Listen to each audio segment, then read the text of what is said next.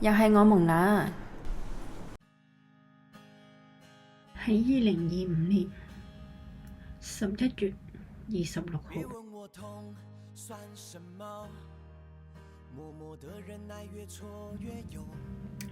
2點幾嘅時間，相信呢一日對所有香港人嚟講，尤其係大埔嘅居民，係一日冇辦法忘記嘅悲傷嘅一日。喺呢一個黑色嘅星期三晏晝，痛失家園。雖然呢一場大火嘅距離我屋企係有一段嘅距離，但係作為大埔居民之一，蒙娜睇到呢段新聞好唔開心。由26號晚一直喺度睇新聞，一直喊。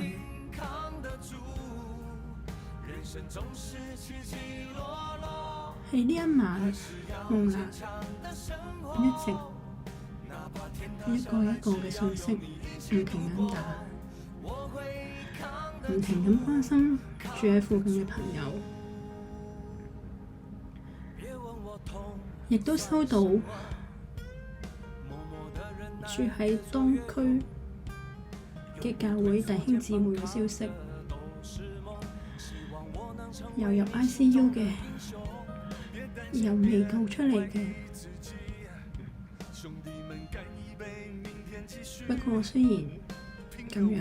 但係蒙娜都覺得好感恩啊，因為有好多嘅朋友都好關心蒙娜嘅情況，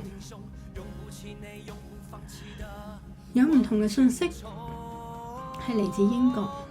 台灣嘅親朋好友，佢哋對蒙娜嘅關心，嗰一刻聽到之後，眼淚又流出嚟啦。佢哋好擔心蒙娜嘅屋企係咪附近，一個生活咗30幾年嘅地方，留低咗無數嘅腳毛嘅地方。每一次經過大埔，返大埔屋企嘅時候，都會經過呢個地方，望到呢個火災嘅場景，嗰種滋味真係冇辦法用文字去形容，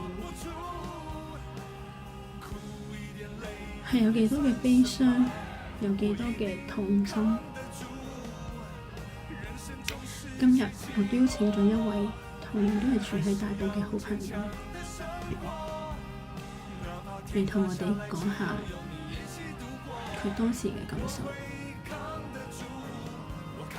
有請我嘅好朋友 Justin。咁我就係住咗喺大埔30幾年嘅，咁咧就當日咧我就冇乜留意新聞啦，因為約咗朋友。咁咧去到夜晚就搭巴士返屋企。咁就去到大埔嘅時候，就見到一個好震撼嘅畫面，就即係見到好多棟大廈一齊，即係雲福苑嗰度好多棟大廈都着咗火。咁嗰刻個心情其實都好悲痛同埋好難受嘅，因為冇諗過一個即係電影嘅畫面會出現喺眼前，仲有一個係我即係住咗喺對面，即係我屋企其實喺對面岸，雖然有一段距離，但係其實我喺屋企樓下都會好清楚見到呢棟大廈嘅，每一日都經過嘅地方嚟嘅。咁其實我都見到個畫面都好悲痛啦。咁落咗巴士之後就其實就一直都聞到一啲好大嘅煙味啦。咁呢種感覺令到我覺得即係感受到，如果真係喺入邊嗰啲災民，其實都會好難受，同埋都好擔心佢哋嘅安危啦。咁其實一路去到夜晚嘅時候，我都有一路關注呢啲新聞啦。咁其實嗰晚都一直都好夜都未瞓，因為其實都即係祈求佢哋希望盡量減少啲傷亡啦。咁所以睇下我一個住咗30幾年喺大埔嘅人，其實發生咗呢啲咁不幸嘅事件，對於我嚟講都係一個好沉重嘅打擊嚟嘅。咁我都希望其實之後無論一啲逝去嘅死者啊，或者一啲失去家園嘅人士都可以盡快去康復啦，同埋去每一個重建家園嘅機會，同埋可以重過一啲新嘅生活咯。係啊，呢一場大火令到好多人都失去咗家園。其實 Justin 啊，你嗰日除咗經過不斷睇新聞，我想知道其實你見到個數字一日一日咁增加，最後其實先知道原來呢單火災佢部分係因為人為令到呢場大火嘅發生。你嗰時嘅心情，你會覺得係點啊？我會覺得其實首先可能係一啲制度上嘅漏洞，令到好即同埋好多巧合嘅情況，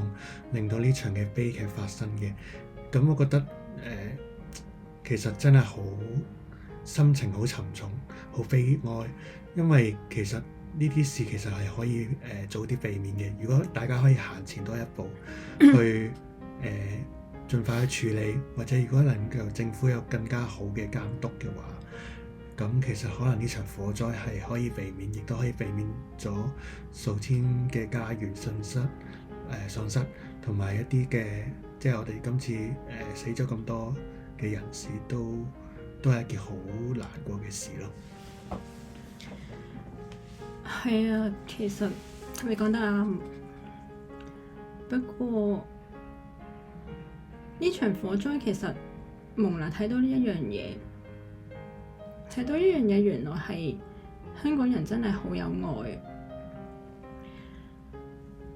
喺一個災難大家都唔想發生，但係當發生咗之後，好多四方八面嘅香港人都帶住鮮花籌集物資去幫助大家。好震撼嘅係，一晚之間竟然收到嘅信息係物資已經太多啦，大家唔好再攞過嚟啦。呢個正正係香港人嘅精神，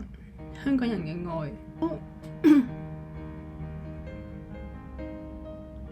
所有香港人作為香港人同埋大埔嘅居民，想同大家講一聲多謝大家。呢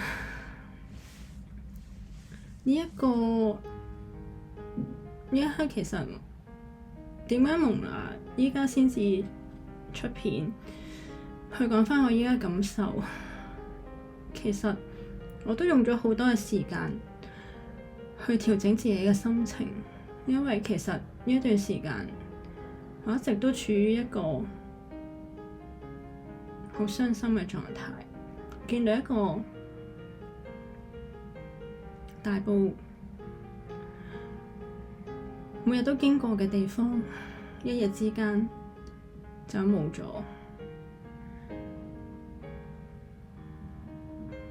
所以請大家原諒蒙娜，依家先至出片。好啦，我都唔講咁多啦。蒙娜喺呢度，想同大家一齊為呢班雲福苑嘅居民、死者嘅家屬去做一個簡短嘅祈禱。親愛嘅上帝，相信呢一場火災帶畀所有嘅香港人香港嘅大埔嘅居民，甚至有啲已經移民咗外地嘅朋友仔，對佢嚟講係一個好震撼、好難忘、好悲傷嘅日子。呢一日大家都唔會忘記。喺呢個過程睇到好多嘅愛，有消防員因為救居民而犧牲，佢哋嗰一刻其實真係可能真係冇諗過啲乜，淨係想救贖得一個嘅生命。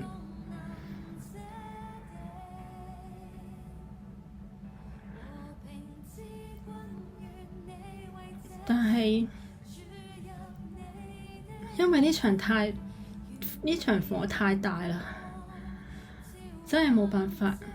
一次過救晒所有嘅人，都有傷亡。但係呢一份愛，相信大家嗰一刻可能真係有着你愛大家嘅一份愛，去拯救每一個傷者。孩子都希望你用去安慰死難者嘅家屬，希望佢哋可以盡快走出傷痛，